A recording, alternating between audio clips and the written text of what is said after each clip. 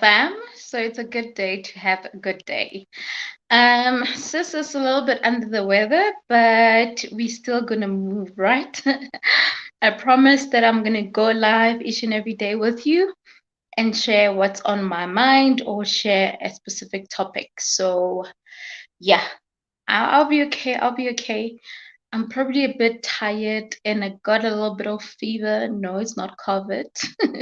So I'm trying to take it easy the whole day today. I didn't do anything.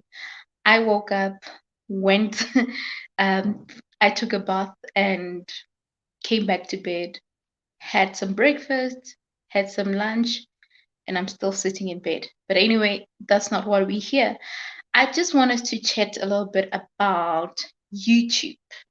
And now, if you've seen the question on obviously the title of the video, so the title basically says that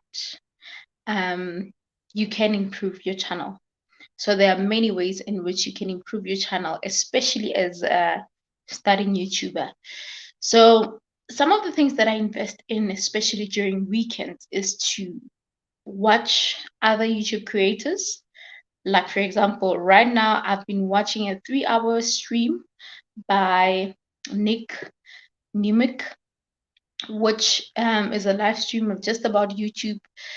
What basically what Nick does, he normally shares ideas or just answers any YouTube questions that a person could have. And at this point, Nick is standing at around 7,000. What? No, I'm lying, not 7,000. 725K. Is it that? Yeah, 700 and something K. Like he has just amazing, obviously, insight when it comes to YouTube, you know, the do's and don'ts of YouTube. So those are the kind of people that I actually watch. So my advice to you is to somehow invest your time in checking out other great YouTubers that are doing amazing, especially YouTube creators that share content around YouTube as to how you can improve and all of that, right? Now, I'm still a growing YouTuber, and I would assume that you are probably what? Maybe still growing as well. You probably have less than 1,000 subscribers on your YouTube. If you're that person, then I think this video is mainly for you. You will find it informative and you probably benefit something out of it. All right. All right. So don't feel a little bit intimidated by me engaging with you while not in my office, just in the bedroom. But yeah, the information is still relevant, it's still valid. I am recording using my phone, and I know it will just irritate with the movements and all that, but I think we'll just have to make it work. Just bear with me. Let's just make this work, all right? So yeah, like I was saying, if you're under 1K subscribers, you would want to pay attention to some of the things that I'm going to say.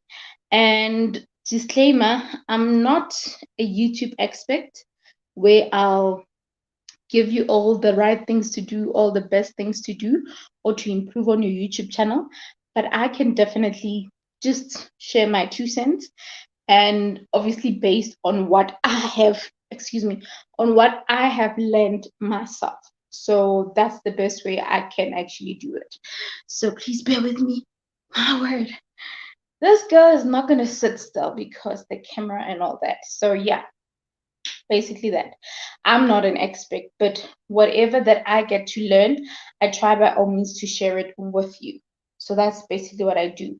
Now, one of the things that I think I've noticed, and especially as a studying YouTuber, like, those that are still growing, not starting, growing, right? Growing YouTubers. One thing that I've noticed is that they have YouTube videos, but they don't pay attention to thumbnails. And, 9 out of 10, most of the YouTube creators that I normally draw wisdom from or just get some more tips from.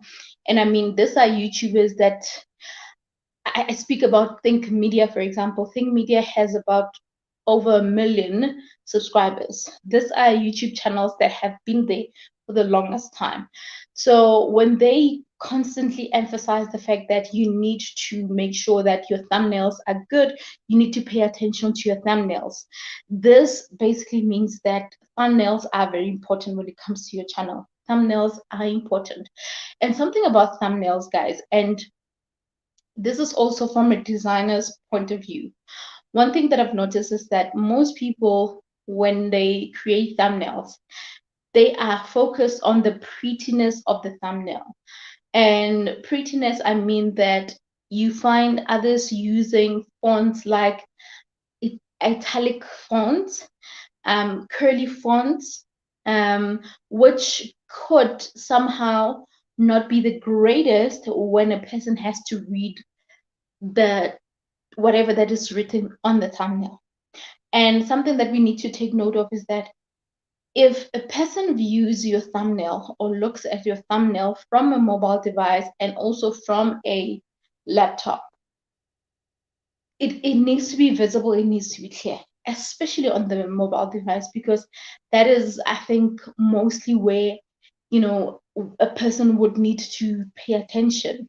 So it needs to be visible. So using like bold colors, colors that are at least bigger. Also noting or taking note of the background of your thumbnail.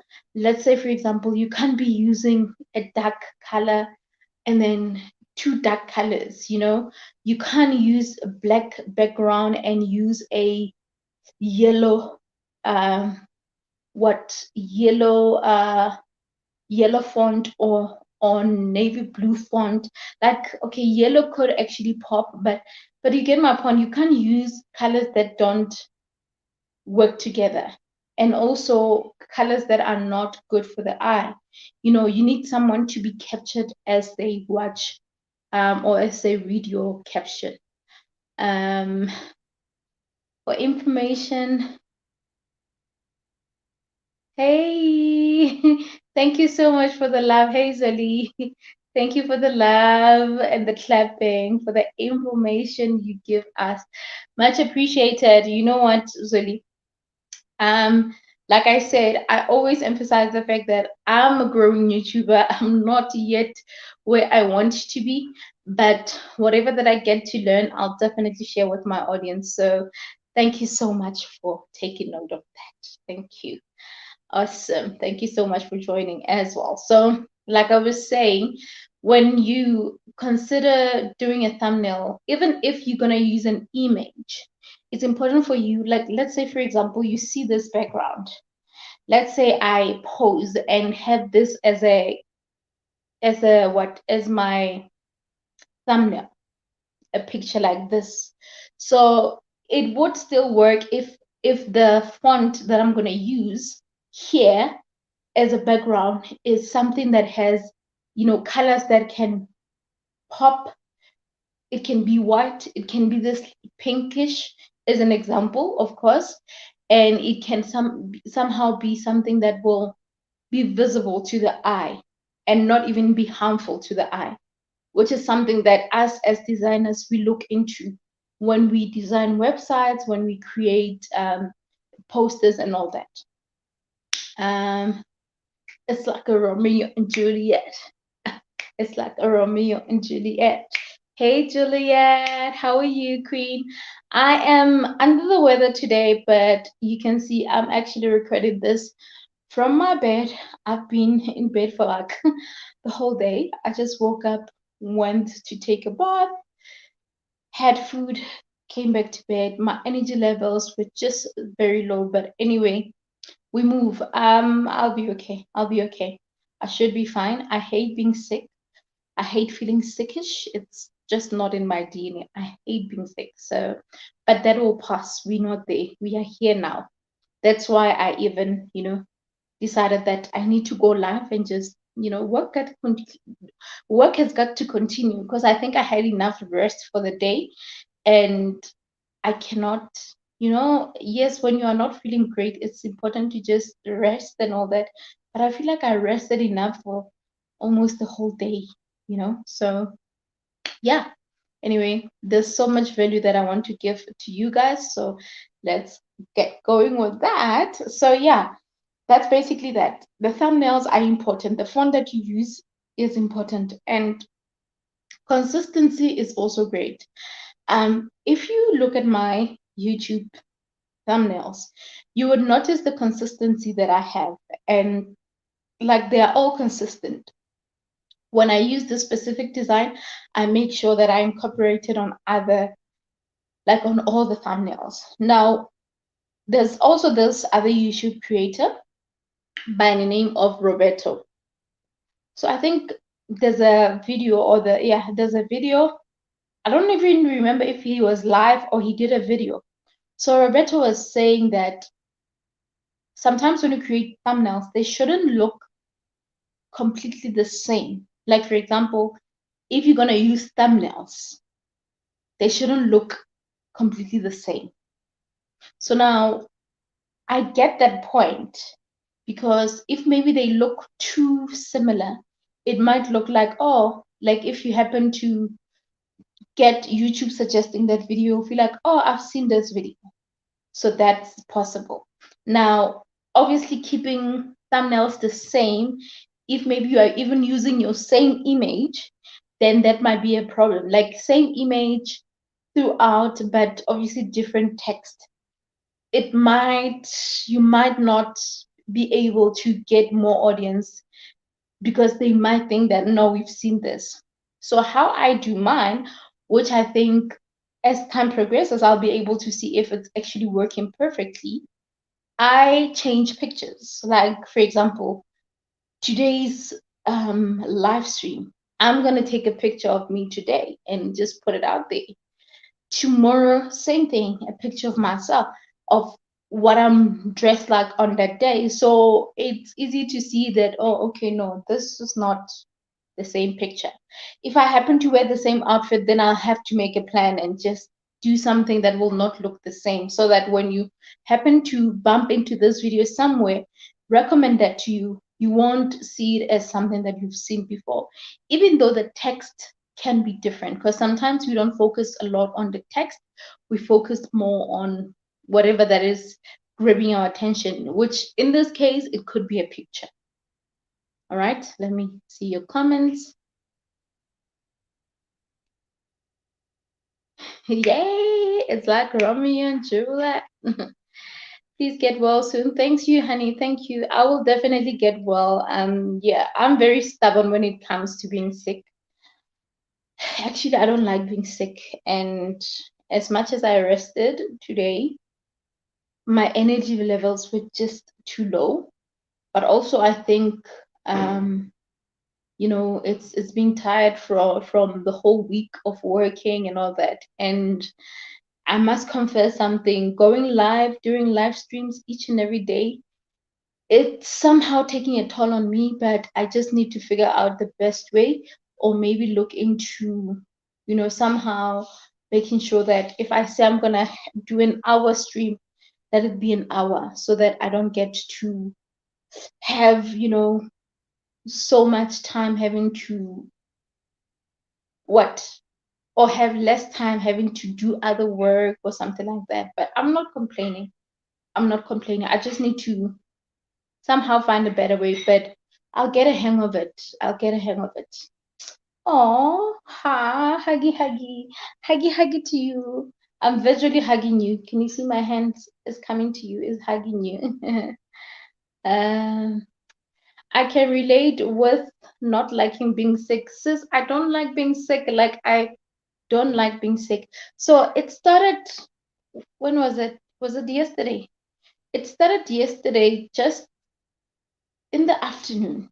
And I started being a little bit feverish, and I just didn't understand why. And what I did, I felt like, okay, maybe I'm coming down with flu. And then I wore like warmer clothes, and then I had a blanket as I was working on my laptop. And then I had what I didn't have like ginger tea, and I always have it, but it ran out for some reason. So I had stone in the fridge and I mixed it with lemon, and I took a cyanotab and mixed it as well. Mixed it there and then boiled the stony with lemon and a little bit of honey.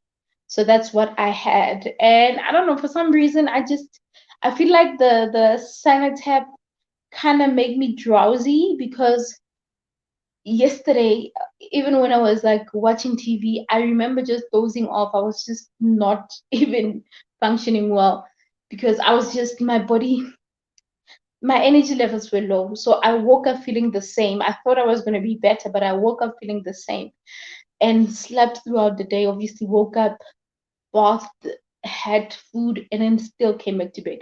And still, right now, I'm in bed. Trust me when I say this, that I went to my accessory spot and went to grab earrings, and just put a little bit of lip gloss just so that I can look decent. But this hair right here, it's just a mess, because sis has been in bed for the whole day. But I guess it's needed sometimes. Hey fam, pindi. Yeah, hey honey. How are you? How are you? How are you? Get well soon. I wish you all the best. Thank you, Zoe. You know what? I'm not gonna entertain sickness. I feel like in the top of my mind, I feel like no, I just needed to rest. This was just a sign to say, Tabi, rest, rest, rest.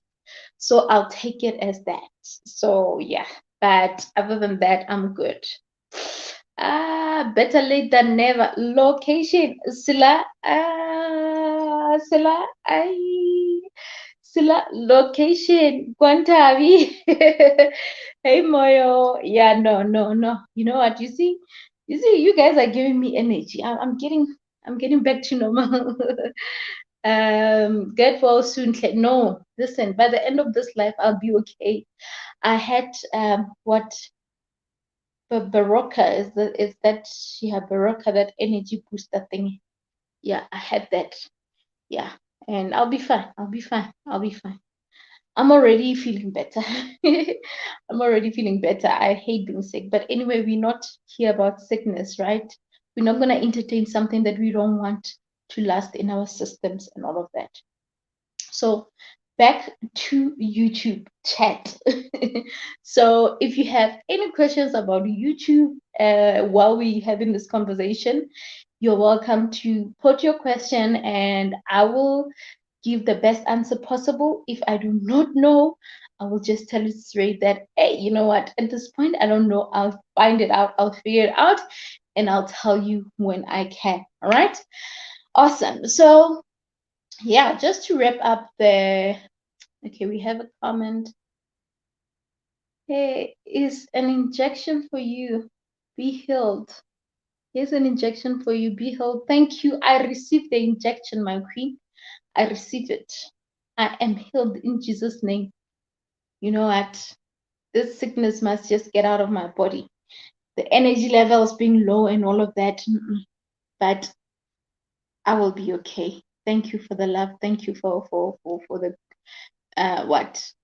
great wishes. I'll definitely be well. So where were we? The point of thumbnails. I think I've said a mouthful about those. So with thumbnails, it will be very important for every YouTuber to understand that having thumbnails on your channel could actually help someone to be able to see what your content is about or what that particular video says or what it's about, right? And I think one of the things that I've noticed on growing YouTubers, especially those that are even those that are on 1,000, there are some that have 1,000 subscribers, but you can see that their thumbnails are just not great, you know? But now, what I want to emphasize, or the purpose of this conversation, is that I want us to look at improving our YouTube channels and just doing things that will help us improve. So for example, if you look at your channel right now and you realize that my channel does not actually have good thumbnails, like, you know, when you are recording, or after recording or uploading a video, if you are done uploading and is published, it's possible that it picks up a, a screen grab when you are talking. And some thumbnails, you find that a person was going like,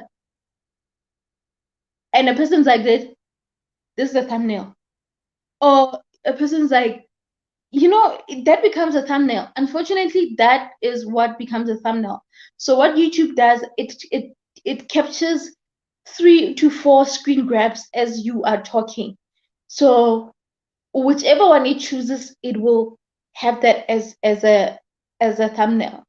So now imagine if you're like this and then you are not looking even presentable in a way, And another thing, you might question that, but there are other great YouTubers that are doing well and they don't even have pictures. I mean, they don't have like thumbnails where they put text and everything. I know a couple of YouTubers that just have their profile, I mean, their pictures. Like a person will just post just a beautiful picture. The quality is great, and then they'll just put it there, and it works, and all of that. And that is still fine. And because I love pictures, I feel like at some point when I think my channel gets to be more established and all that, I think I'm gonna go to that route where I'll just put like an entire picture without putting text and all that, because I love seeing my beautiful pictures. Like I feel like if I put out a picture and it's showing half of me, it's not doing me justice. But for now I can't just do that because I'm still new on YouTube. I still need to be known by people. People need to know that, okay, so we see this picture, but now what is this topic about? What is this video about? And one thing that we need to realize as YouTubers that are beginning and all of that is that when you post a video, a lot of times, and this is something that I see with myself, I don't know about you, you can attest to that if you do the same thing. What firstly captures me before clicking on a video is that it's the thumbnail. Sometimes I don't look at the topic, at the title immediately. I just look at the thumbnail. And the other day we had a live stream, and I think it was Cebu who was asking, so what's the topic about? I would assume that she did what I would normally do, just to click because I thought I saw the thumbnail. So it's possible that you do that. Now, the importance of us making sure that our thumbnails speaks or sends out a message as to what the video is about is actually quite important. So we need to do that. We need to do that. Now, also, there's someone out here who say, okay, let me not shut out those that feel like, you know what, I want to start a channel, but I just don't know how and all of that. So something about YouTube is that starting a channel does not mean that you always need to be on video. Just so you know, starting a channel does not mean you always need to be on video. And it doesn't mean that you need to be on video, period. So if you want to start a channel and share content about certain things, you can still use a voiceover. You can still use your voice and showcase content, whether it's you showcasing, whether it's like a course or what, some kind of, I don't know which example I can use, but even if you teach about, people use animations, for example, is it Douglas or Guru Douglas something? It's normally advertised on YouTube. If you watch ads, you will probably see it. Like they would use like animations, a person will be talking, whether it's a business video, a person will be talking and then the drawings are happening there, and right? So it's a voiceover. So there's someone who might be thinking, I don't want to start a YouTube channel because I'm shy. I don't want my face to be there. Your face doesn't need to be there, but your voice can be there. If you are confident or comfortable in using more of audio, you can do that.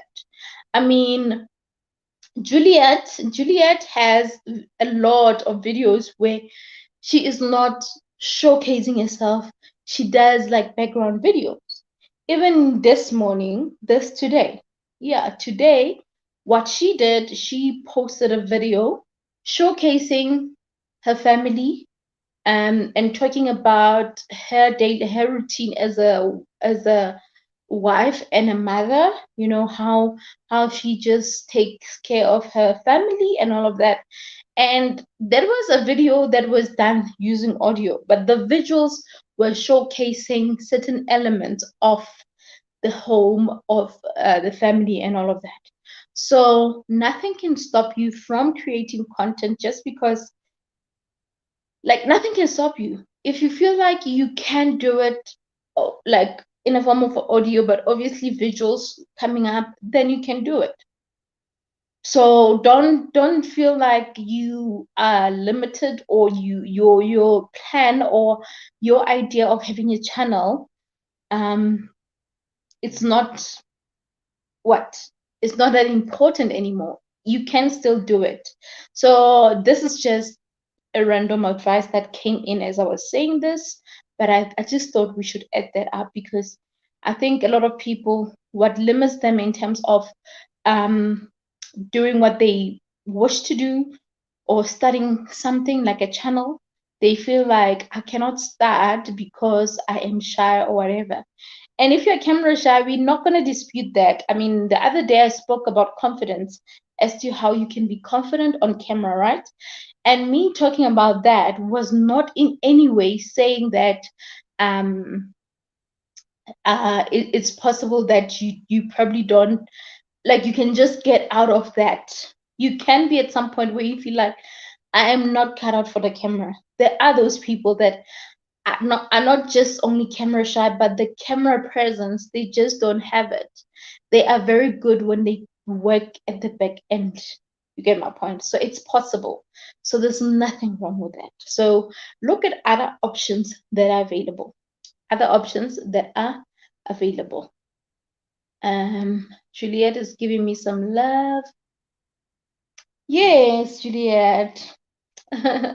Thank you for the love. But yeah, I had to use your example. For example, I had to use your video as an example, because your videos are great, and we watch them so nicely, so nicely. We enjoy even watching them, and it's just you speaking at on the background. So you're an example that if someone is afraid to actually use an audio as a background for a video, like, you have proved that it's possible. You can do it and still, uh, thank you for using me as a case study. You're welcome, honey. You're welcome. I appreciate you lot. You're welcome. You're welcome. And of course, guys, you can go to Juliet Bali channel, just to check out that video that I'm talking about. If you feel like you need a bit of clarity, go and see that video. All right. Awesome.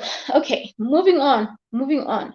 So how else, or how can we improve our channels? Because I think, as guys, being a content creator is not the easiest. It can be very frustrating. It's like you keep creating content and you're like, I'm not getting enough views. I'm not getting enough engagements and everything. How can I improve and all of that? So I think we need to have these conversations pretty, like, more and more, so that they can somehow help us, or instill that thing of us wanting to work on our channels. All right.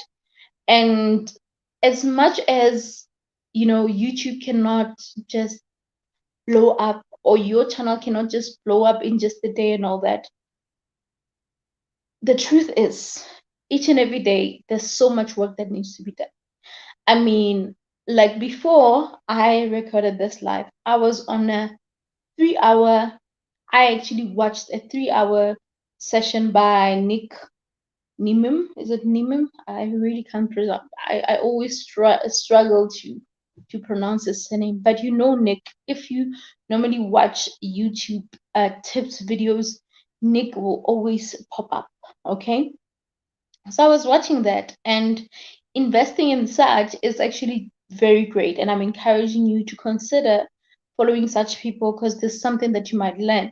They sometimes do like some kind of channel review, or they just answer questions, advise on how, a lot of people ask questions that might be the same question that you might have in mind, because the person will be like, I'm creating content and my content is great, but no one is viewing it. Why is that? And I know that today someone actually asks you, am I doing?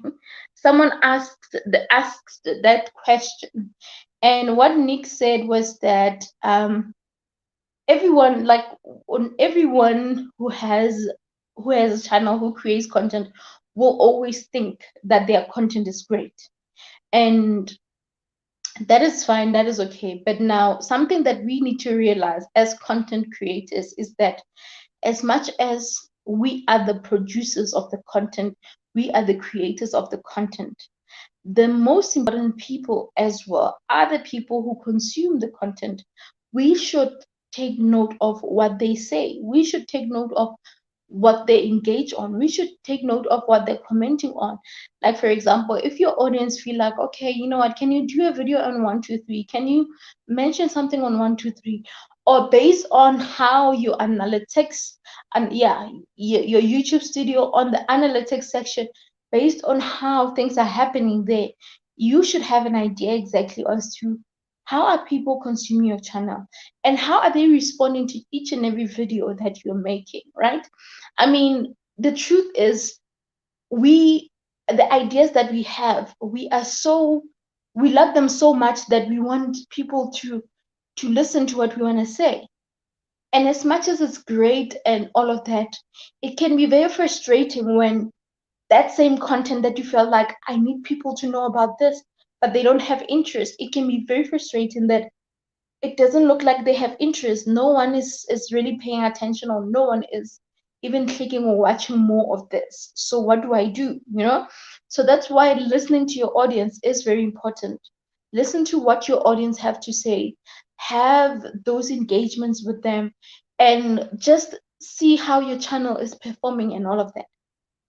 And the biggest thing, which is another conversation that came out today during that live stream, which is something that I began this year with, to say, building an audience is the most important thing. Building an audience, like audience retention, having engagements with your audience, it's important. So, which brings me back to saying that we should consider building a very good audience, and you should build a family. That's why I think I came up even with the name Real Fam, because I believe that when you build an audience, this audience becomes a part of you. They become a part of your content. And when you create the content, you already know, it's like you having a family, and you know very well that my daughter doesn't like eating fresh milk. She prefers a powder milk. My son doesn't prefer white bread, but he prefers brown bread. So you already have an idea that I know that my followers or my subscribers, they enjoy such content more. So you want to look at how can you constantly improve on your content. How can you come up with better ideas on your content? I mean, guys, I feel like I am still at 5% of me trying to, do much on my channel, but I can tell you now that one thing for sure is that I'm not sitting and just being a couch potato, being lazy to create content or whatever, but I constantly look at ways to improve. And you will get to see that as time progresses that, oh, Ntabi did this, oh, Ntabi did this, oh, this is interesting. You will see that. And depending on how you respond and everything, I'll keep on seeing, okay, how can I do this and all that. I'll make a typical example with the haul. I did a pep haul today. I posted a video about a pep haul. And one thing that I've noticed, I think this is my third, if not second haul video. I've noticed that they're not doing that great. They're not doing that great. But today I was like, let me take a bit of, like, let me just give it a shot and just post it again. And this time, just somehow have a message for you to say that you can invest in something and you don't have to pay much. So already you are learning something from there to say, you know what, you can love beautiful things, but that does not mean you need to spend much. So that is some kind of inspiration that you can take from there to say, having nice things does not always mean that you have to buy expensive things. And then of course I went on to show you, even though most of the most of the time or half of the time I showed mugs because I'm obsessed with mugs. And I did that, subconsciously. So I wasn't even aware that I was doing that. I didn't like showcase everything. But obviously, the whole point of doing that was to say, hey, if you're around this area, Midrand area, and you were wondering if there's a PEP home somewhere, then you can consider going there because it is pretty new. It hasn't been there for the longest time. I think it's just been there for I think it's a month or two, if I'm not mistaken. But I only found out from one YouTuber by the name of Ntabiseng as well. She's in Ntabiseng. So that's when I found out. And I was like, but Blue Hills is here. It's just close to me. Why didn't I think about that? Then I went there, and checked it out. So I thought it would benefit someone who stays closer to my area. All right. So yeah, let me read your comments. 8 comments already. Oh my. Oh my. Oh my. Okay. Sticky leaky. How do I spell your name? Stilly Kilili. Stilly Kilili. Stilly Lily. Stilly Lily. Lily. Stilly Lily. Okay. Yeah. Stilly Lily. Hi. Hello. Welcome to my channel. Thank you so much for joining. I can see that we have not seen you before, but welcome. Let's give Sticky Lily some love, guys, please. So your question is, do you run some niches? All right. So here's the thing. When it comes to creating content, having a niche is important, but as a growing YouTuber, I started just going with just anything that could probably work for my channel, because I'm an inspirational speaker. I'm a motivational, business speaker, public speaker. And I also have a design agency. I'm a founder of a design agency. I am a designer myself. I have platforms for digital marketing. So already there's business topics, there's digital marketing topics, there's empowerment and transformation topics there. So it was difficult for me to decide how can I break into specifically focus on one particular topic or whatever, or particular niche. All right. So what I did, I started just saying that, and this is what Gary Vee once said. If you follow Gary Vee, you will have an idea of what I'm talking about. Gary Vee once said that if you're gonna start and just focus on a particular niche, what's gonna happen to these other things? And as a beginner, it becomes so difficult for you to just focus on one thing. And if it doesn't work, then what? So it's still okay to experiment. So it's okay to experiment.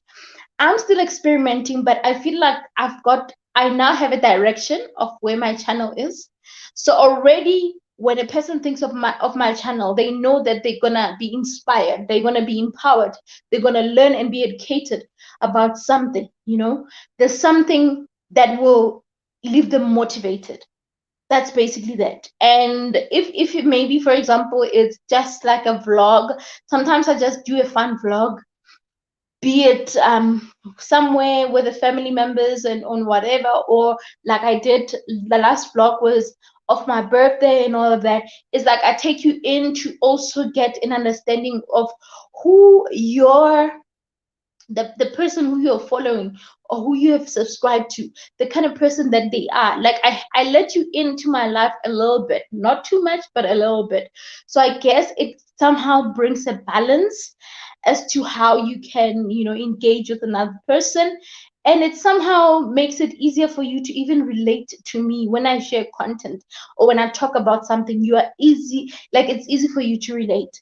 So to give you a short and crisp answer, because I feel like I said a lot, what I can say is that experimenting is essential, is important, because your audience will be the determining factor in the long run as to what you should focus more on. But whatever ideas that you have as a beginner, as a growing YouTuber, if you are at the starting level, start by just doing whatever, but have a goal in mind as to where you want to see your channel. You get my point? So someone once said that don't give your audience the right to just control all your content, because at the end of the day, if you're going to be creating content, there has to be something that is aligned with what you like, with what you are more about, because you don't want to wake up creating content every day even if you don't love it, just because your audience love it more. So try to meet each other halfway, you and your audience. So that's what I can say. So in terms of a niche, I mean, like someone who does makeup, that it's easy for them because they can just focus on that. But someone who does inspiration, who does business talks, who does empowerment talks, it's like I'm bound to engage on all these aspects, but I try to make sure that I don't confuse you in the long run. So that's basically that. So if, for example, you are mainly focused on building or construction, or you making bricks, or you building houses, the landscape and everything, you can still focus on that. If that is mainly that, you can still focus on that, and your right audience will come, because they will come wanting that particular offer that you have, which is construction and all that. So for niching is actually needed. I hope I'm not confusing you. Please tell me if I'm confusing you. Niching is very important. It helps you to actually grow faster, because you are specifically talking about this particular thing, and people get to come to your platform for that particular thing. But if you're still not sure, you have different topics or different content that you want to play around with, be okay to just experiment, test out until you get to a level where you now have an idea as to which one you need to focus on, based on what you love or what you like, and based on what your audience are saying. Shoo, that was a long explanation. Please, I would appreciate if you comment and tell me if it made sense. If you still have any question, I'll try to answer it directly, because I feel like I was all over the place. But yeah, I hope you got something out of that. Thank you so much. Thank you. Okay. You've earned yourself a subscriber. Yay! Thank you, Moyo. Thank you, Moyo. We appreciate your subscription. Listening to your audience is important. Exactly. It's important. Sorry, guys. Remember, I'm recording using my hands, so I need to keep changing hands. This one is a little bit painful. Listening to your audience is very important, Pindi, because they are the ones that watch your content. So as much as you can have ideas and all of that, you can't always focus on what you just have to say. You need to know what they have to say, and how they are responding to your content. So thank you for that point. Thank you, Moya. Yeah, thank you, thank you. We appreciate the subscription. This is Tune Tabby. Awesome, awesome. I'm glad that you agree with me. Your audience becomes a part of you and a part of your content. Exactly. That's so true. I mean, and talking about audience, guys, it's important for us to also understand something, because I think one thing that I notice other YouTubers do is that they measure their audience based on the number and all of that. And I want to beg to differ with that, because I feel like if you are here and you have like 100 subscribers, you need to listen to those 100 subscribers. And while you listen to them and you create content that is relevant to what they are saying, you still continue to be creative. You don't become stagnant and say, I'll just create this particular content because that's what they wanted. You also want to grow, to get more audience, for them to see your content and everything. So still don't feel like you now need to be blocked from being creative. Being creative is also nice because it might also somehow entice your current audience, and it will give them more reason to even want to be glued on screen, because you don't become boring, you become like you evolve, like you can see a difference. You like it's that thing when you followed a channel for like a year, and then you like, what, 6 months ago we were not here. Because remember, it's no longer about the fact that you're part of the real fam. 6 months from here, we will be looking and being like, what, last time we were on like 800 subscribers, look at us now, we are on 2K subscribers. Speaking in existence, I'm manifesting 2K. Come, come. You get my point. So yeah, take note of that. Moyo, yes, ma'am, real fam. Thank you so much. I know, you know what? I would laugh as well. The way I just can't pronounce, if it was possible for you to just jump into the video and just mm, pronounce it, because wow. You actually, it's not even D, it's Lee, it's Leaky League, it's Lee. Leaky League. Yo, I know. I know you just made my day difficult by having to this was the hardest job for the day. This was the hardest job for me for the day, to pronounce this name. And what does this name mean? Can you just comment and tell us, because wow. Hey. You bashed that name. You bashed that name. I don't know how to pronounce it either, but wow. Yo, hi, no. You know what? I'm not even gonna say it anymore, because I'm gonna end up saying things that are not right, and and somehow make the owner angry. I don't want that. Hi, no. Yo, welcome. At as uzoqedelela, you finish the whole name. I can't anymore.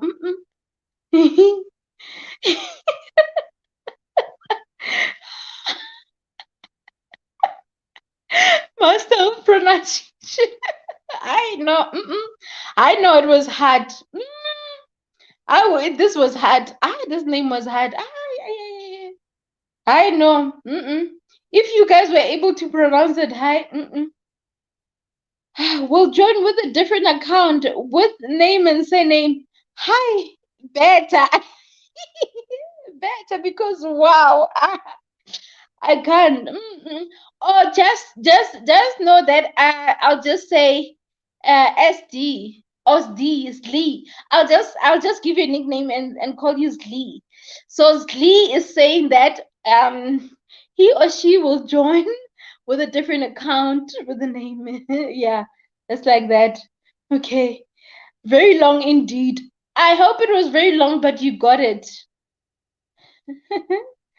Oh wow, he's back, Sia Vonga. You see? Hi, Sia. Hi, Sia. Oh, thank you. Hey, you have rescued me. Such a beautiful name, Sia Niabonga, Sia Bonga. Hi, Sia. That's it. Yo, I'm not even finishing. I'm not going to the same name. Hi, Sia. I'm back. Thank you for the welcome, guys. Yo, I know Sia is the perfect. Sia is perfect for me. You. So see, as I was saying, I know the explanation was too long, but I hope that it really, somehow gave you an idea. If it was confusing, then please let me know. But yeah, I'm hoping that there's something that you took out of it. Yes, 2K subscribers, and not just subscribers, even the watch time, the engagement, Let's hope for 2K views every video. It's possible, ne guys? It's possible. It's possible. Oh, it's your surname. I'm sorry for disrespecting your surname. Dagwethu. Yo, amtase uzongixolela kaloku. Ayingaxolisa cause yo. I know. It's hard to pronounce, but yeah. Thank you, Sia. What are your clan names forward? You see now. You're gonna ask about the clan names. Yo. I know. Good luck. I'm not pronouncing anything.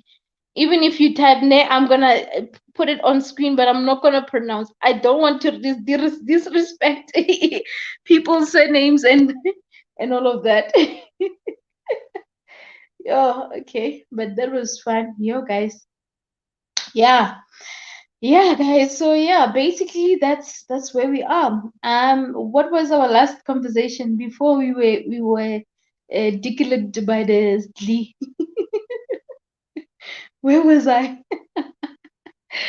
Yo, yeah, all right, yeah. But anyway, I think I was emphasizing the fact that engagements are quite important. Building an engaging audience, and I think also what I wanted to mention was the fact that we need to really take advantage of the social media platforms, guys, to really try to push engagements. I'll tell you a funny story, and I feel like it's a funny story mainly because most of my audience, they come from YouTube, from Facebook. Most of my audience that watch my videos, they come from Facebook, ne? But what's surprising is that when after creating a video and publishing it on Facebook so that people can go and watch, they don't even click on it sometimes. I fail to understand how, why, or whatever. But anyway, I guess some actually do it, but some decide not to do it. But yeah, something about what I want to talk about is that engagements, guys. Engagement is important, and building an engaging audience is not the easiest thing to do. Building an audience that is trustworthy, that will trust your content, that will believe in your content, is not the easiest thing to do, but it is possible. You just have to find ways to build that audience, build that engaging audience.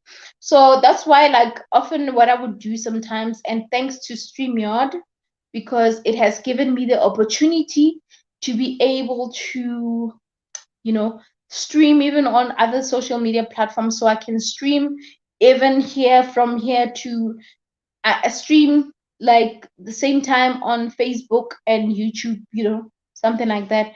So somehow to give my Facebook audience a taste of the experience of YouTube so that they can come this side, which is where I want to drive traffic to. Remember, guys, YouTube is a business. And I'll explain now as to why I mean YouTube is a business. And I think that will be the last part for today. I think an hour is great for us. If I'm going to go on for 2 hours, I'm probably going to be more sick or sick again. So I think an hour is fair enough for us. Sia is saying, Moyo, don't want to take over Tavi's channel by blah, kodwa. Kodwa ke, ndimbele. Thetha kaloku, khuluma. It's fine. We want to know. It's okay. You're not taking over. You can shaye isithakazelo za yo. Khuluma zonke isithakazelo zakho, ini yabona. Ayikho inkinga, mina anginankinga, ungasishaya lapho. So wena uyindibele. Okay. Sorry, guys. I know Zulu, ne? My mom is in the belly. Umama rebel. So my mom was born in Tembisa. So my grandmother, she was rebel, right? Now they grew up in Tembisa, and at Tembisa, bakhuluma isiZulu kakhulu. So I got to learn Zulu from there, and that is the language that they mostly use. So, and then my father, ke Motswana, so which makes me a Motswana. But I know a bit of Zulu. So yeah, I think there my tongue was just, I'm not 100% perfect, but nyazama. Yeah, I think I'm good. I can have a conversation from start to finish with umZulu. Mar if uzofaka amanye amagama angathi anzima angazi ukuthi ukhuluma ngani, then angazi angeke, you know. Moyo ithi ngikutshele ngicela ungangi-offer amaklasi wesiZulu ngoba ngiyasazi isiZulu. It just happened ukuthi konjubani uSiya makakhuluma ngama konje yini iy'thakazelo zakhe or yini lezo zinto bombuza zona, is because my tongue was just not in the right space. Yang understand, angisho sifaka isilungu ngapha masiceda ngapha sithi, you know. I'm sorry to the non-Zulu and non-Zulu speakers that are here. I just want to clarify something to Umoya. I just want to prove a point to Moyo. Moyo ngiyakhuluma yazo. Ungalingi angwafuni amaklasi wakho. Angwafuni amaklasi wakho. Ngi-right.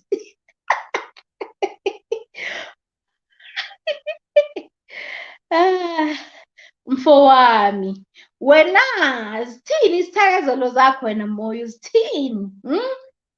Wakabani wena Katsheni? Uyabonyathi? Oh my word, Moyo, no, I'm willing to offer you classes. Angibrag ngamaklasi wakho. Hi, it's not that I'm bragging. I'm bragging, guys. I just wanted to ukuthi ngimbonise lo bhuti ukuthi yazi location sila and lana siyakhuluma. Oh my word. Oh, no, I wasn't bragging. I'm not that bad. I'm not that bad. Sorry, whoever, Juliet, are you still here? I'm sorry if you are not getting any. Who's Juliet? Please clarify the points to Moyo. Juliet, I'm glad that you are okay with this. I was just thinking about you because I know that Pindi's she's umzulu Pindile, so she's okay. So I was worried. Good, my Juliet is probably listening and hearing Greek and not knowing what these people are saying. But I was just proving a point to Moyo that I can speak Zulu, you know. So thank you, my queen. I had to clarify that point to Moyo, and I did it. How you killed me? Oksala, I killed you, but it's the truth. I was able to tell you the truth, my friend. Oh, wow. Anyway, thanks. That was fun. That was fun. We almost at an hour. We actually left with a minute, guys. We left with a minute. So the idea was for us to go in for an hour. COT. Tavi, I wanted to ask about copyright claims. Have you ever got that from your channel, and how did you resolve it? Oh, I love that question. I love the question. Yes. So, yeah, I have received a copyright claim, and the copyright claim came from two different ways. The first one was using a song that is copyrighted, and the next one was using a video clip of I think it was Sarah Jakes. It was a sermon. So I screen grabbed that video and then posted as it was. And that was a copyright. Okay. So how did I resolve it? So on YouTube Studio, there is an option to go in the video, and YouTube gives you the option to either, let's say, for example, I'm playing a video and then the part where there's music that is copyrighted, YouTube gives me the option to either replace that part of the song, number one. Number two, it gives me the option to either trim out that part of the video, have it deleted, or I just replace that part or that song with a different song, which is free songs on YouTube. So those are the choices that are there, right? Perfect. Now, what else? So you have those options. Okay, with the replacing of the song, YouTube has what we call YouTube audio library. That is where you have free YouTube sounds that you can use for your channel. Like, they are free. You can use them for free on your videos without being copyrighted. So it replaces them with that song. So now, which means that, to just answer you, if you ever want to use record a video and have background music, consider using YouTube library, YouTube audio library songs. It's more of like instruments. There's calm instruments, there's asymmetrical instruments, there's pop, dance, there's happy instruments. So you have plenty to choose from. Like, it's thousands and thousands of songs that you can choose from, instruments that you can choose from. And then the second point, there is what we call copyright strike. Now, how does a copyright strike happen? So a copyright strike happens when you have been given a copyright, a warning that, okay, you have a copyrighted video on your list of videos, and then you just ignore it and not pay attention to it. Which, for me, it was that video of Sarah Jakes, the sermon video. I did not pay attention to it. I was not, friends with the YouTube studio a lot, so I just wasn't paying attention to it. So I ignored it, and then it gave me a second strike. Like, I got a second strike, and then when I got the second strike, YouTube warns me that you have a second strike warning. If you're not gonna dispute, so you have the option to dispute. So how do you get to dispute? Let's say, for example, you and I created a song, and you posted that song on your channel and I posted it on my channel. If you posted it first, YouTube is gonna see that as your video, not our video. So I can dispute to say, I also have rights to that video because we collaborated on it. So that's when they can clear it.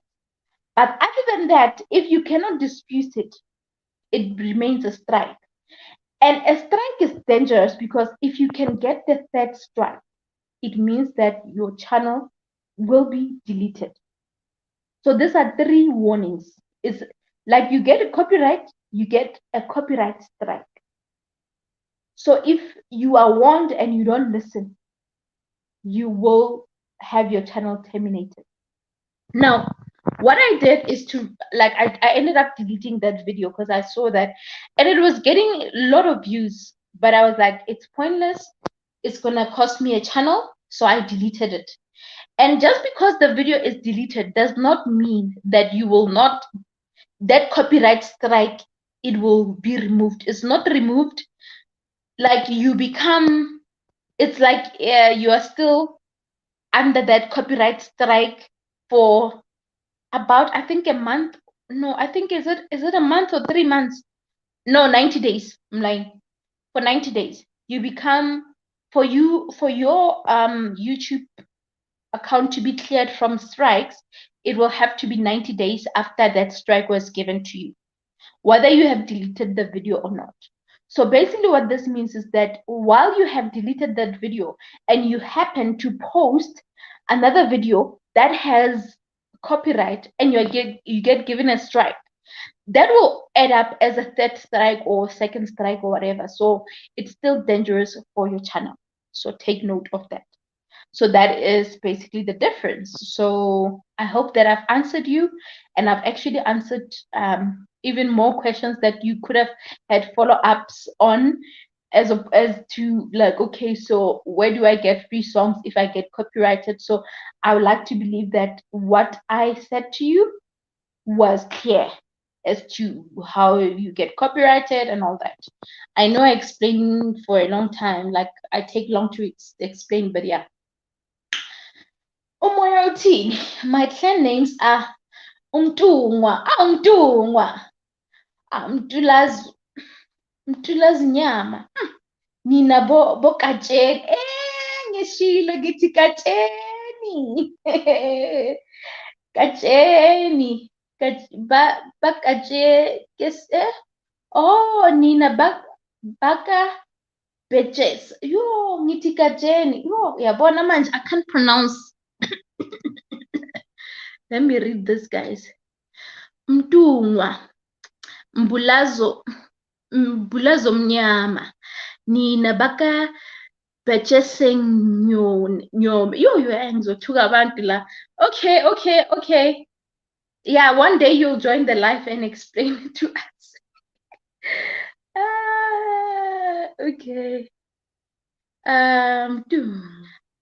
Mina besengithi Katsheni. I saw Katsheni. Hey, you know what? Hey family, hey, it's been a long time. You don't love us anymore, Nane. You don't love us anymore. You don't want us to be part of the to get a taste of digital school, huh? You don't love us anymore. Mina, I was getting average views of 800 to 1.2 views on a period of 48 hours. I've dropped to around 200 views a day. These days, kwenzenjani? Hey, kwenzenjani vele? How? Pela, if you're saying that, it means that your views were just super great, hey? 48 hours. Maybe check how you like the difference between the videos that you created that got over 1.2 views as opposed to those ones that are getting 200 views. Check, there's probably a difference. You're probably not using a similar method or something like that, or maybe check that. I wonder you because you know what I believe is that when you start with smaller views, the whole point is to get more views. So getting more views and going to lower views could mean that maybe there's something that you're not following or doing right like you used to on that particular video. This is just my thought. I stand to be corrected. So I'm not sure. I stand to be corrected. The hand is tired. I just don't know how to put the camera now. Yeah, okay. But yeah, keep trying that and see. No, they can't go lower. We want them to go up. Wait, another question that I can ask, are you still consistent like you've used to? Because sometimes if maybe you were consistent and then you stopped, it could be a problem. So yeah, check those things. Juliet says, do they send a message to warn the copyright? No, they don't send you a message directly. Actually, no, I'm lying. YouTube does on your email. Remember that your YouTube channel has a Gmail or an email that you use. So if you have a copyright, you will get an email to say you have a copyright. But also the quickest way to see it is when you go to your YouTube studio. And I would like to believe that by now, Juliet, you know what YouTube studio is and how to go to it. So you go to YouTube Studio immediately. You won't even need to click on anything on the dashboard. It will just show you. It gives you a summary of everything that is happening on your channel. So yeah.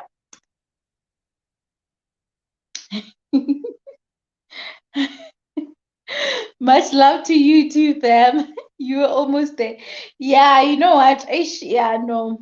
I was almost there. I just looked at the word, and because earlier I said Kajeni, so I guess I was just hoping or wanting it to say Kajeni. Oh wow. Okay. Where are we? Uh, Juliet, they do send a message asking, okay, thank you for answering that.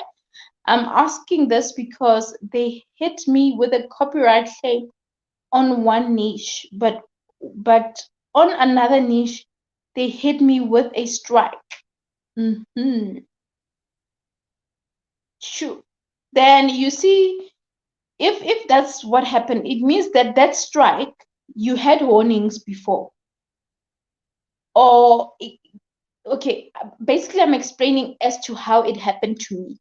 So if it's possible for them to just hit you with a strike without even telling you about a copyright and all of that, giving you that warning first, I don't know. I'm not sure.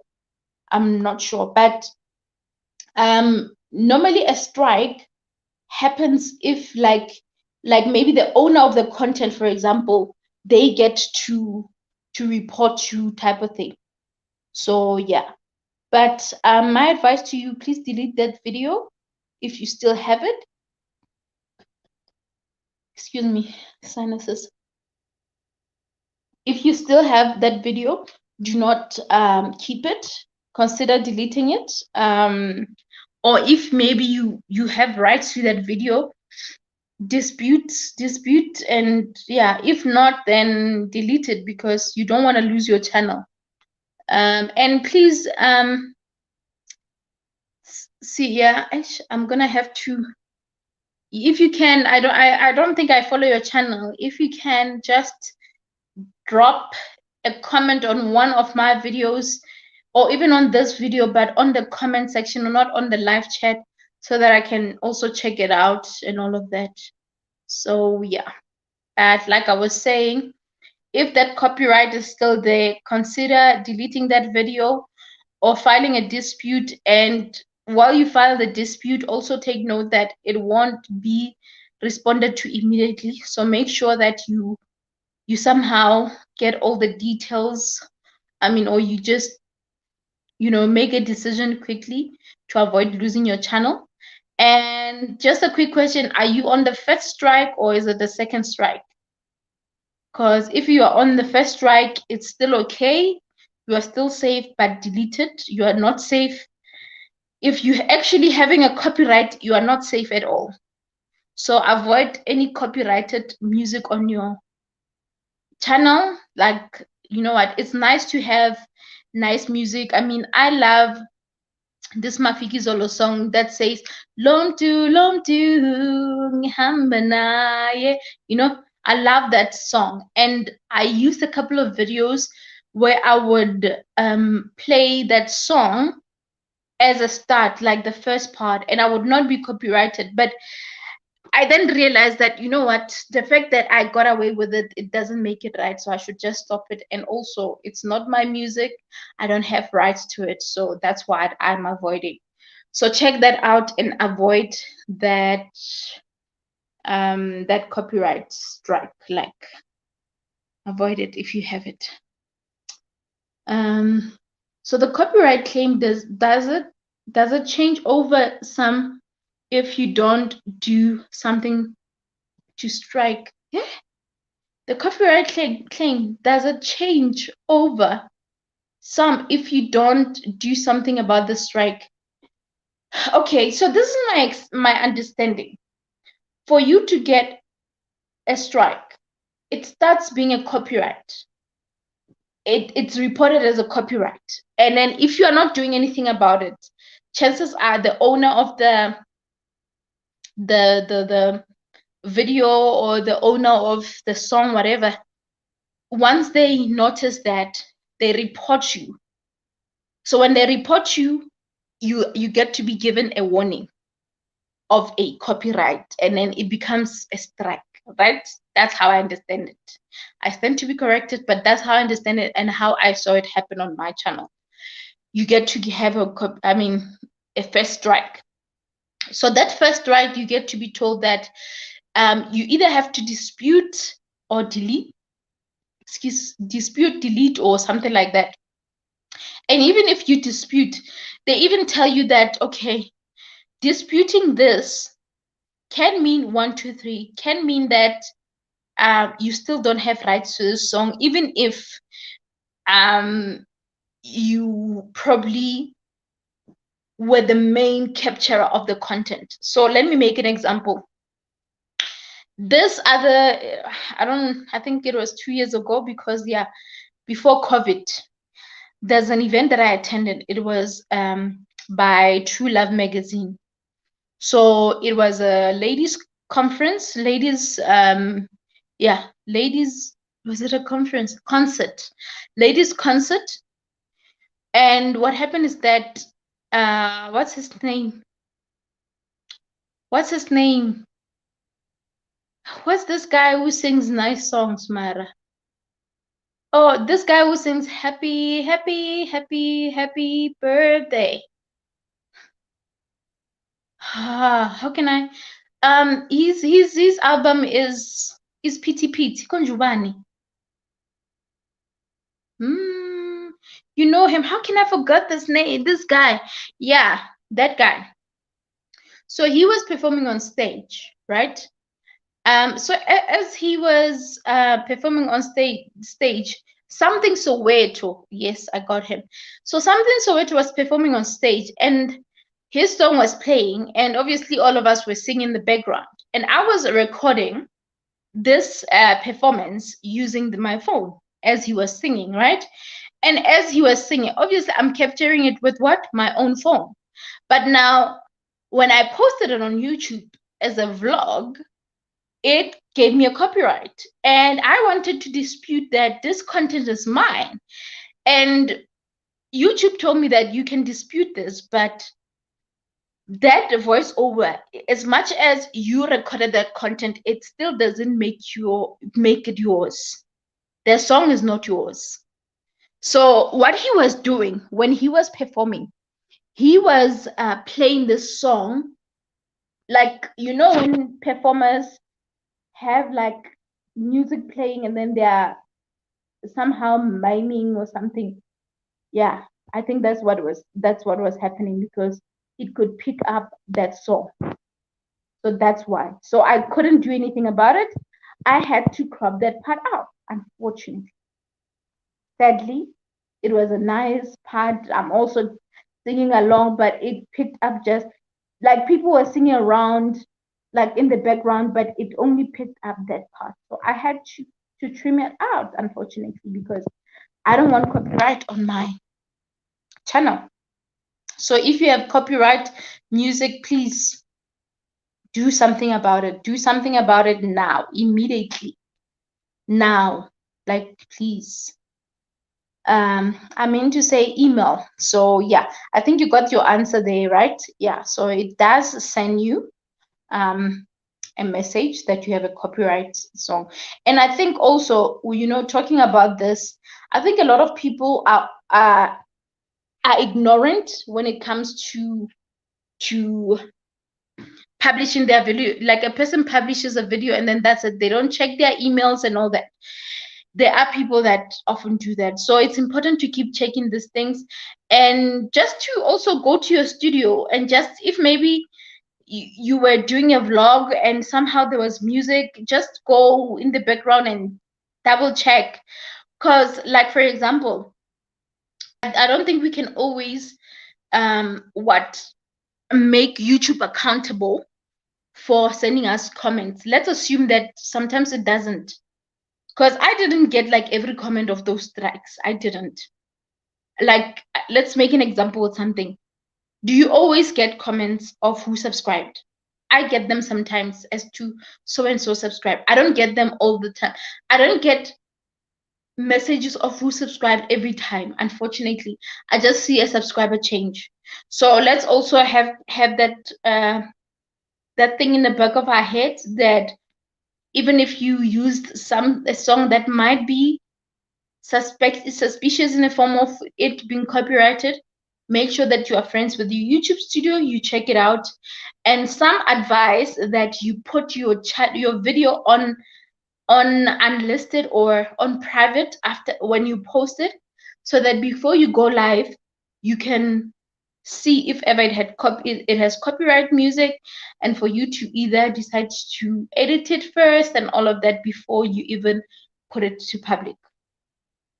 So some of us have actually posted, published, and then you are surprised that, but when this video began, it was, something Soweto's song. So what happened to it?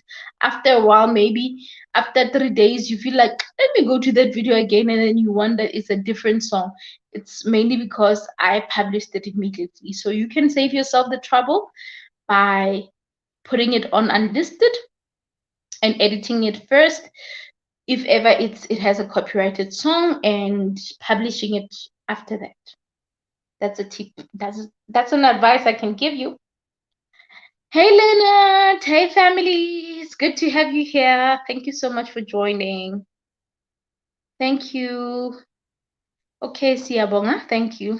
Siyabonga. Siyabonga, you have raised a great question.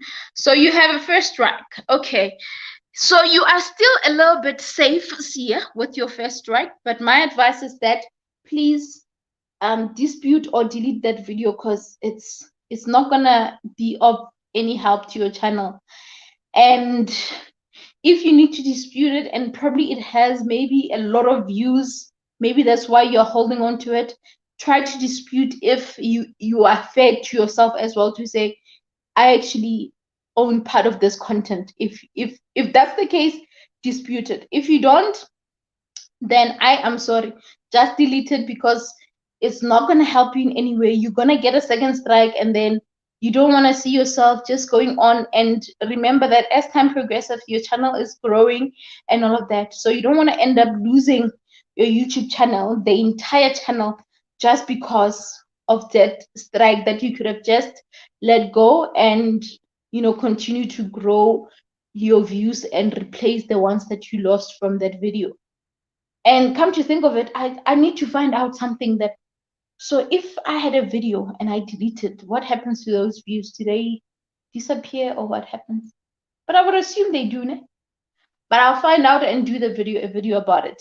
You know me. When I think of something, or something picks my brain, I'm gonna find out about it, and I'm gonna come and tell you. Be rest assured. Thank you, Tabby, for addressing this. Awesome, darling. I hope that you enjoyed it. I'm glad that you've learned something from that. Do you have a video on copyright? Yes, I do. Yes, I do. I do. Please go to a playlist, YouTube tips. Go to my playlist, YouTube tips. You will scroll and look for copyrighted, like copyright videos and stuff like that. It's there. You will see it. And I think on that video, there is even a little heart showing. No, you'll find it. You'll see. I just don't remember the thumbnail, but you will see it. The thumbnail says copyright. So yeah, please check it out. Please watch it. And I'm also advising any of you guys here, Juliet is gonna watch it. So if you're here and you feel like you want more clarity, please go and watch that video, because I think put out more details on it. I'm not sure if I left out links, but I'm probably have on the description, so please check it out. Hey Moyo, I was struggling there to say something so weird. I mean, how can I forget something so weird? He's such an amazing singer. But yeah, that was him. That was his song. Leonard says, I'm always so paranoid about this copyright thing. Hey, Leonard, you need to be, it's important for you to be paranoid, because if you intend to grow your channel, this will affect you in the long run. when you get to the to like YouTube, having to do YouTube partnerships and even getting monetized, like you don't want those problems when you get to that level. So my advice is that, guys, let's have this, or let's make this our homework. Let us make sure that we go after this video, you go to your YouTube studio, you go there, and you can actually even filter, you know. I wish I could what the thing is, I'm recording from my mobile. I could actually, you know, but I actually, the video that I posted on copyright, it will, I even have like screen grabs, an example of how you can go about it. So on the YouTube studio, for you to make it easier, when you get to your videos, it will show you a list of your videos, right? So there's an option where you click, it says content. You'll see a list of your content. At the top there, it gives you the option to filter. So you filter based on what date, or is it date? Yeah, huh? I forgot. But you can filter, and it says copyrighted music. So you can filter, and then I mean copyrighted video. So you can just filter and choose copyrighted videos. And then once it's shown that, it will show you all your videos that are copyrighted if you have. And immediately if you see that, listen, it's not a bad thing. You probably were not aware, maybe, but you have two options to this. It's either, if it's copyrighted, go and delete that video. It's not going to be of good use. Or if it's just background music, replace. You can edit that video and replace that copyrighted song with a different song that is free on YouTube. Or if it's just maybe a minute or 2 minutes of copyright of that particular song, and you feel like, I know I don't want to replace the song, then trim it out, cut it out. And then once you've cut that, it will be deleted after it has processed. Once it's deleted, your copyright will go away. That is the option. So please, guys, if you're a part of the Real Fam, and you have a YouTube channel, I do not want you to say to me that, Ntabi, I have a copyright problem. And the other day, one of our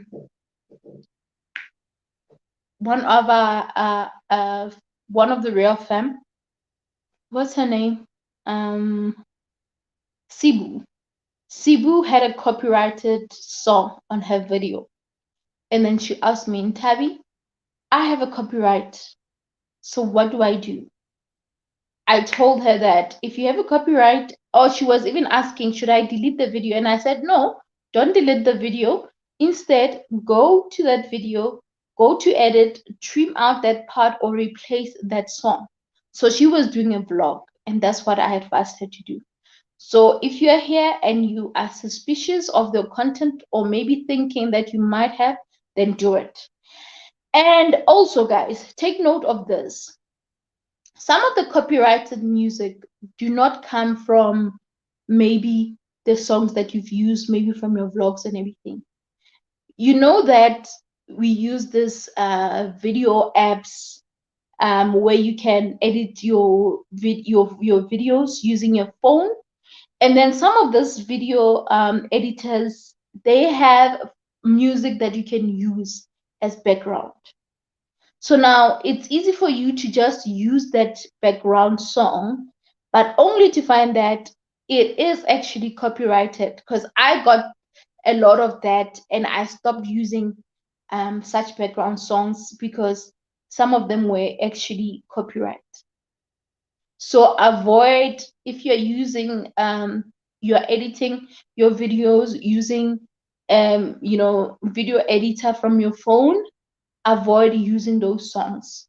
If you have to download those songs from YouTube Studio, save them on your phone, just the way you have saved them using your whatever, using just as you save the ones that you have downloaded them to your phone. Do the same thing. Save those ones from YouTube Studio, download them, save them on your phone, and use them as the background. In that way, you won't have a problem. Like, you won't have a problem. You will be off the hook. That's my tip. That's my free tip to you. All right. So yeah. Any other questions on copyright? Are all the songs on YouTube Studio copyright free?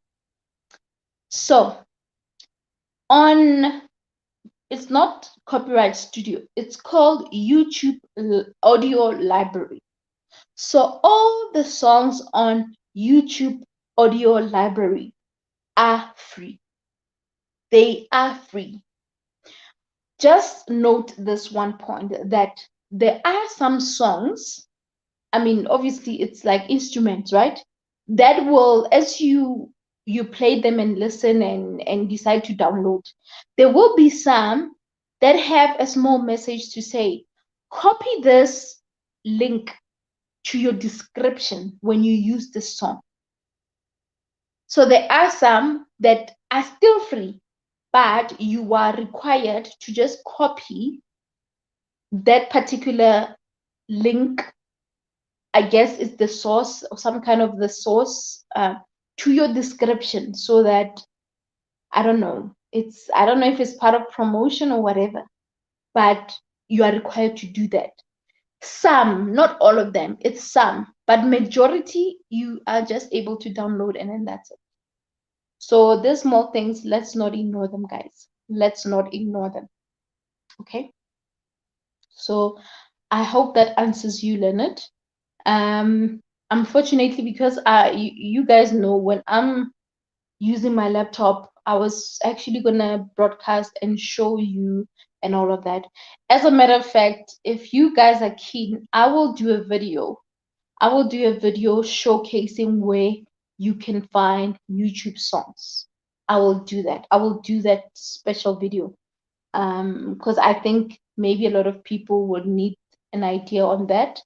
And yeah, so I'll do that video as well. So I guess it will be a second version of the one that I created before, but focusing mainly on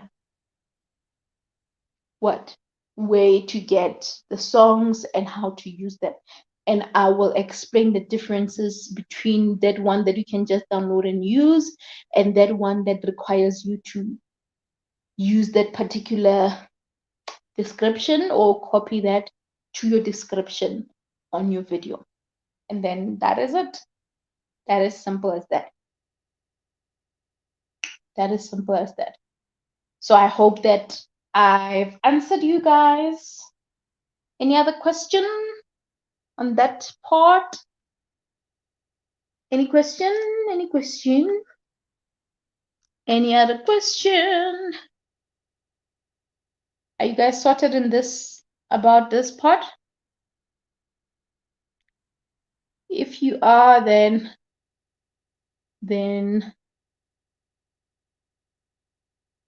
we are good. We are good. I think I've answered that part. What else is there? Okay, we have another comment. YouTube sound effects are not good. Try melody loop. I disagree with you. I disagree with you. Okay, first of all, sorry. I disagree with you, when I see it, but I don't know what melody loop is. And that melody loop, is it free? I just know about YouTube Audio Library. And that melody loop, I don't know. I honestly don't know. Is it a part of YouTube? Is it a part of it? If it's a part of that, then I guess it's okay, but I've never heard about it. But when you say the sound effects are not good, actually, no, you're not right. There's a lot that are not that bad. Like, there are a lot that are good. I use them, and even today, on the whole that I did, that pep haul that I did today, I actually played, I used those particular videos. I'm hoping that you're gonna, I don't know if you guys hear the background song.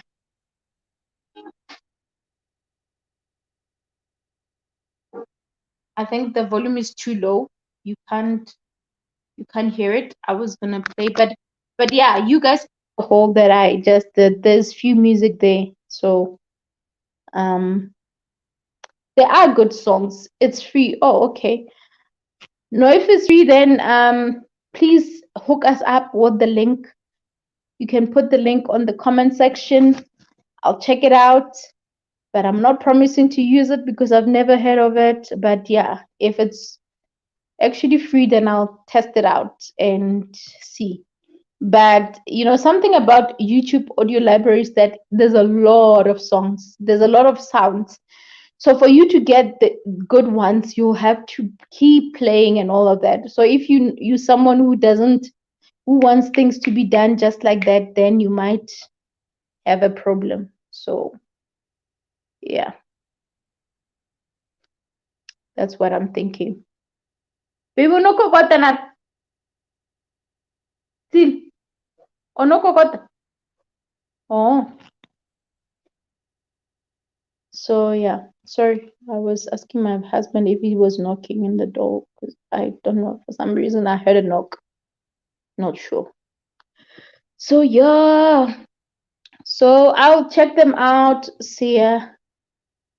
Ah, the PK fan, PK Seymour. Hey, I see that you guys are back. Welcome back. I'll catch up on your guys' video. I saw that you guys are back. Welcome. I'll check out your videos. Hope you guys are awesome and doing amazing. Much love from me. So yeah, guys. So if you can avoid using copyrighted music, and yes, I like it. I like it. That's super awesome. Awesome, awesome. Gang, gang. Love it, love it. Awesome. So yeah, copyrighted music is a no-no. So our homework right now is to actually check. Uh, we are vlogging you. Are you serious? Are you vlogging me right now? Am I gonna be part of your vlog? Oh my word, let me say this. Hi guys, my name is Ntabi. Welcome to PK and Simons, and please subscribe to my YouTube channel, Real Talk with Ntabi. It's fun. You're gonna get everything empowerment and transformation. Please don't forget to subscribe. Subscribe to PK and Simon M first, and then come to my channel and subscribe.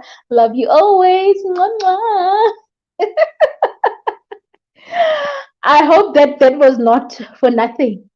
I put an effort. I'm kidding. I hope I didn't get carried away because you guys said you are vlogging. We are vlogging you. I hope that you guys did not. I hope that I got that right actually. But anyway, thank you. Much love to you guys. Much love, much love. So, yeah, guys, like I was saying, copyrighted music is forbidden. Don't use copyrighted music. Avoid copyrighted music. It's not going to be good for your channel, especially if you don't pay attention to what you call to your YouTube studio, of which I would expect you to do that. Okay. All right. Love you, sis. Mwah! I love you guys so much. Thank you so much. Can you see my smile? It's there. Can see all my teeth. That's how happy I am. Thank you so much. All right. We were supposed to end this video in an hour, but we went on. So it means that we're gonna go on for 2 hours. So we have 20 minutes to discuss what I'm about to discuss. And the conversation was, I'm being vlogged, guys. I must make sure that my lips are not crusty and all of that. Hey, yeah, no. Huh? We must. must try to look good, Nyana. Yo, I'm dramatic, guys. I've got drama. Have you ever seen a sick person being dramatic like me? You know, sick, she's sick, but she has drama. This girl. Anyway, so this is gonna be the last part of the show, and this is what we're gonna talk about. But before I get to that, let us take a little break. And yeah, let's take a little break. We'll come back. Mwah.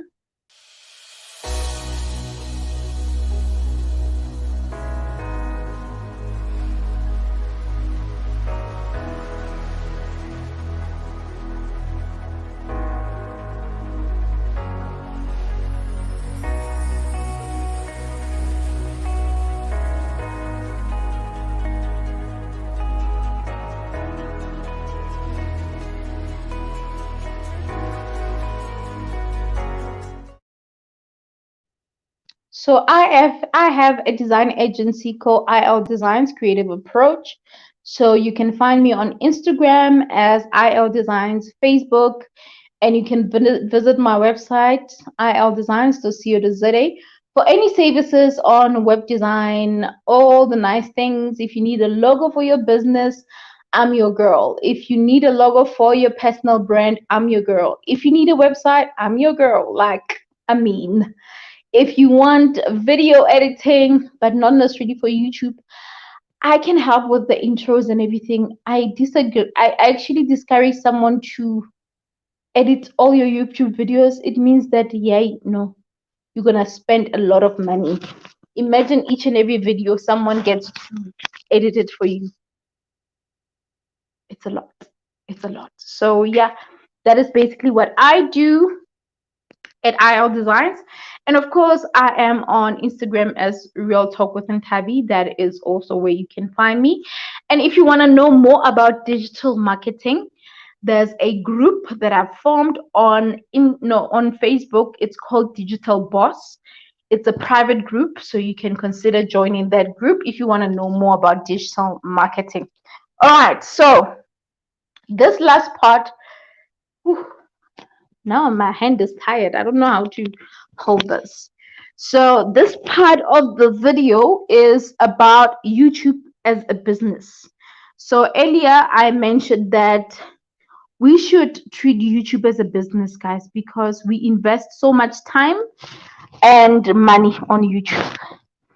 If you want to disagree with me, then I don't know. So if you disagree with the fact that YouTube is a platform where it has to do a lot with time, there's equipments that you use. So even if you are just using your phone, that phone needs to have data. That phone needs to have a mic. That phone needs to have an editor. So even if you probably download it for free, but that is data on its own, okay? So it's important for us to treat YouTube as a business. And I'm saying this mainly to a lot of people that start a YouTube, but they don't take it serious. So if you start a YouTube channel and then in the middle you just leave it, you're like, and all that. Think about the amount of time and money that you've spent. Time is money. Like it or not, time is money. Like what, an hour and a half of you being here, that is money that you spent. I mean, that is time that you could have done, like that you could have used for something else. Even if it meant that you were just gonna rest, it means you have cut out your rest time by watching this video. So what I'm basically saying is that YouTube, in the long run, even if we do it because we are passionate about what we're doing, at the end of the day, it's business. So that's why I feel like it's important that from the beginning, we give it our best shot. We give it our best. We do the best that we can because, wow, guys, if we are going to just sit and not do much about the work that we're doing or take our work serious, then chances are we are not going to get anywhere. or you're not even gonna find the fruits or even benefit from the fruits of what you're doing. You get my point? So treat YouTube as a business, because from the beginning, you didn't just start at zero on with nothing. Even if you're recording using your phone, this phone needs data. So knowing that eventually YouTube is going to pay us and all that, it means that we need to give it our best shot.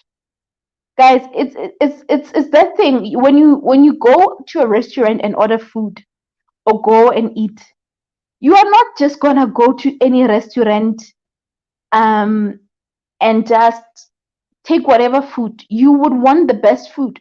You would want to make sure that whatever that you've ordered, it's worth your money.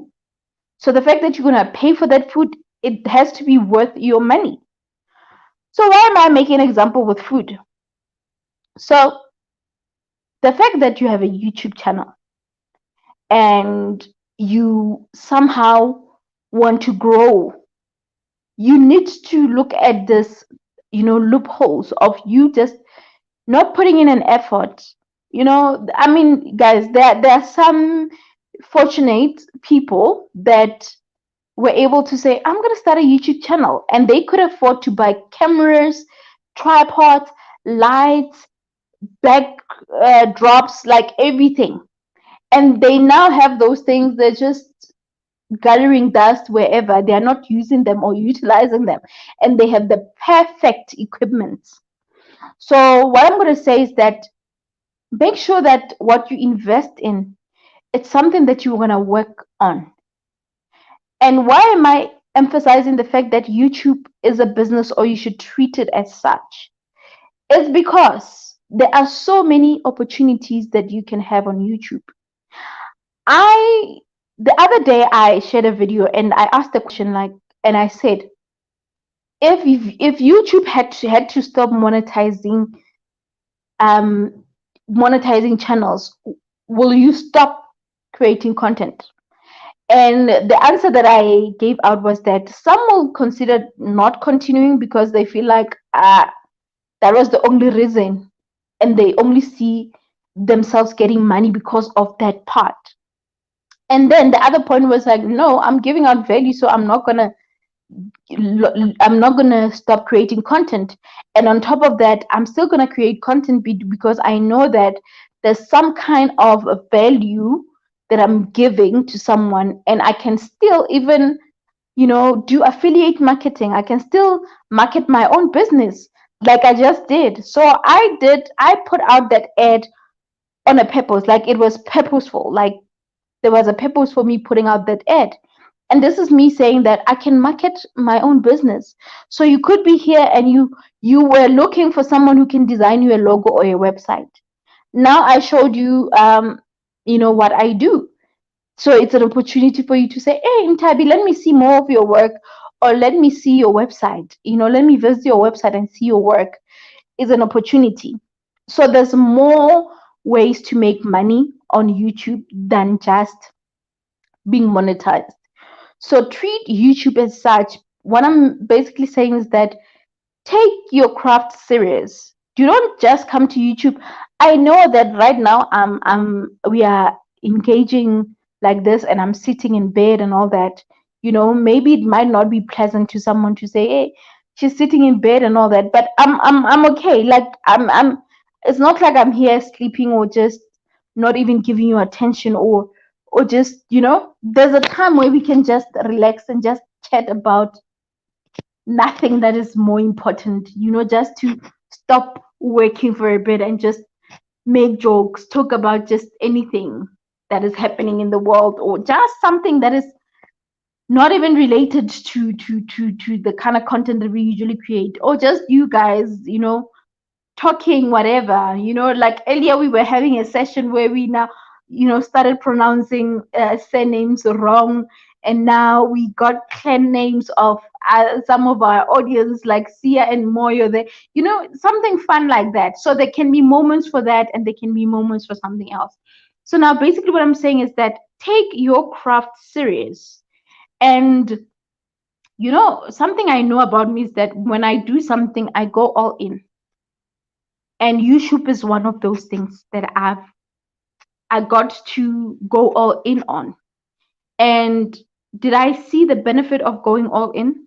I have seen a lot of benefits. I'm not monetized yet, but I was able to even reach 1,000 subscribers. Had I not kept going and kept creating content, I wouldn't have. I wouldn't have, you know, what? I wouldn't have gotten like so much engagement if I was not consistent and engaging or building my audience. I mean, at this point, I feel like there's still so much to do. But imagine if I didn't do anything at all. Could there have been a change in my channel? Maybe, but slightly. Like just maybe a small change. But I feel like there's a huge change that I got to see because as much as I'm still getting those few views, ooh, guys, how I pray to at least get to like at least 200 views a day, at least. Hmm? Like I know I'm not undermining my content, but at this point I'm like the fact that I'm still on, you know, maximum you will see me on 60 views, 90. I know something has got to give. Like my prayer is that I do that. But anyway, that's something that I'm also trying to figure out as to why am I not getting like enough views. What can I do? You know, I'm working on that, and I hope that you are here, you are also doing the same. And if you are here and you're getting enough views, plug us, you know, plug us, give us ideas as to how we can do that better. But I guess the biggest or the best answer to all of this is to keep creating content and creating content that your audience want to see, which I think is, you know, important, which I think is important. Let's see your comments. Very insightful session as always. Thank you, honey. Thank you. Uh, Handsome says 200 plus views are coming. Listen, I receive. Listen, 200 plus. Bona, we are talking thousand views, Mazize. Like, let them come. No, I also believe because I believe that the more you keep doing something, like something's gonna give. Eventually, it will get there. I mean, we started at just getting 10 views and then we kept going and all of that. But there's this video that I went live on yesterday. When I went live, I didn't have a lot of views. I think I had 2 or 3 people. Moyo was part of the people. So it was a 30 minutes live stream. But I was looking at it, I'm like, this video is important, but it got like what I think 15 views, and I was like, no. I was like, no, but yeah, you know what? It's all good. The right audience will come and watch it, and it will be valuable to someone. So I'm not gonna stress about it. And this is something also that is very important. You know, we shouldn't stress a lot, guys, about what's not going right. Yes, look at what's happening, analyze, look at how you can get better or do better. Don't stress on just, excuse me, um, don't stress at just, you know, that part of content not doing that great. There's just so much more. So, and nevertheless, even if it's 15 people, those 15 views, they are very important. And having 15 views of all of those people watching your videos from beginning to end, it's even better than having 100 or 500 or 1,000 views of people just clicking and checking for like a minute or less than a minute and clicking out. You get my point? So there's just so much. So yeah, you are great, ma'am. Believe that. Ah, thank you so much. I believe it. Hey, I believe it. I believe it. I believe it. I am great, and there's bigger things that are coming. I believe that through work and effort, there's so much more that, will happen. And I'm grateful. You know what? I'm grateful for the 5 of us, the 10 of us that are engaging. Like, that is the most fulfilling part, because if I'm gonna come to doing the live, and then I can see that, okay, it's 10 of us on this live chat, or it's the 5 of us like we are, or whatever, and I start acting all different, or deciding to wait, and like, you know what, guys, we will start when we at least have 10 people. What am I trying to say? What am I trying to say?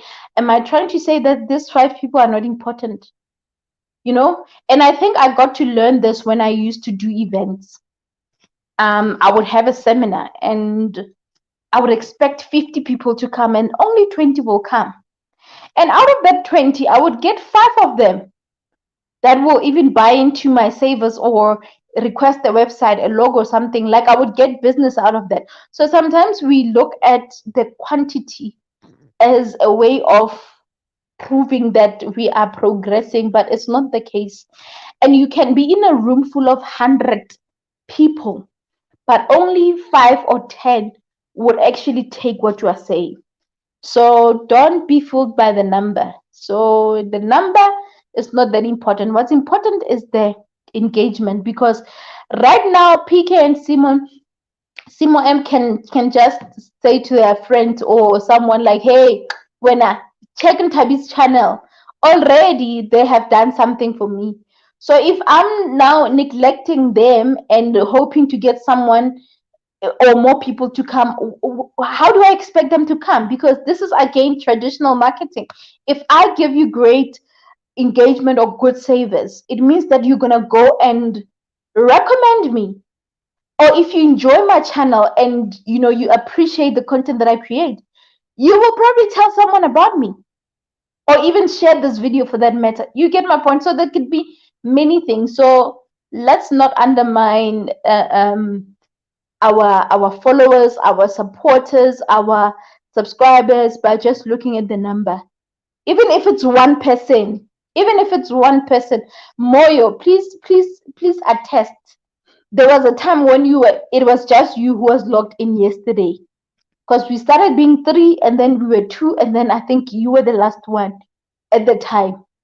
I was giving my all. I was not even, acting like I'm disappointed because it's 1% and all of that. I kept going and gave it my best, because this one audience is important.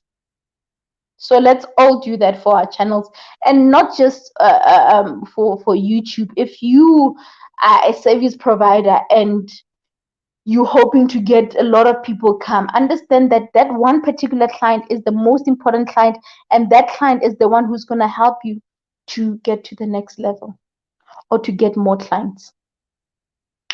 Your time will come, may not be now or tomorrow, but your days will come. More views are on the way. Oh yes, I receive. Oprah Winfrey once said that you can have it all, but just not at the same time. So as much as I want those views, I cannot have them. Like, I can have clients, I can have this and that, but I cannot have it all at the same time. So I definitely agree, and I received. Thank you so much for that. Remember when we spoke about consistency? Yes, ma'am. Yeah, I remember very well. I remember very well. I remember very well. Yes. Thank you so much. And let me just even say this, guys, because we're about to close. I just want to say this, guys, that I appreciate you guys. Like, the fact that you make time to watch my videos, whether it's a live or just going to just any of my videos watching, it means so much to me. I appreciate it a lot. I appreciate it a lot. Much love, Moyo.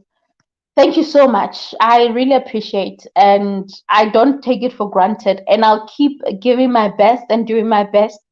And yeah, Juliet is giving me some love. Much love. Thank you so much. Guys, my phone is even ringing.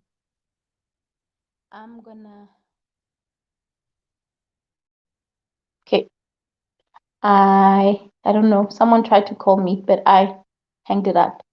Uh, Trust me when I say that I keep coming back because of your personality and your calling me, your personality and your quality content. Oh, thank you. Thank you so much. Thank you so much. Thank you so much, Juliet.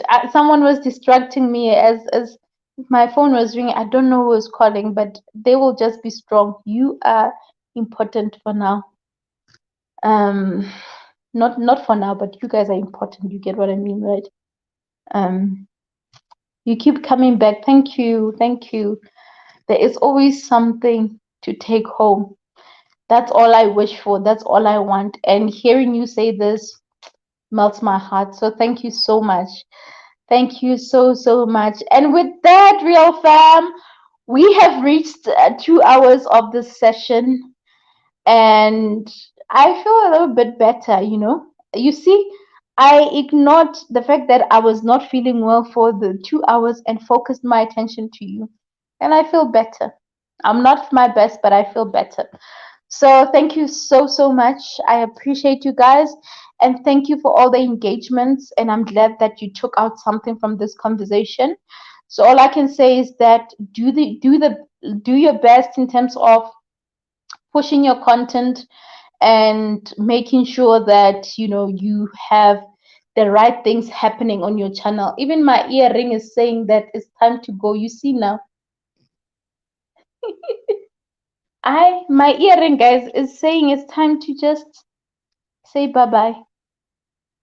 Clearly, it's time to say bye bye. My earring just went off. So yeah, all the best with your channels, and do make sure that you guys go check out the copyright video and check out your YouTube studios to see if you don't have copyrighted videos and all of that. And with that said, I love you.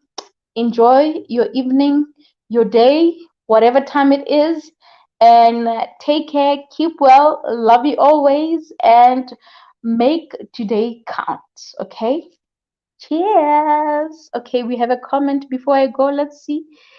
Okay, bye. Bye. I'll be checking out your guys' videos soon. Thank you so much.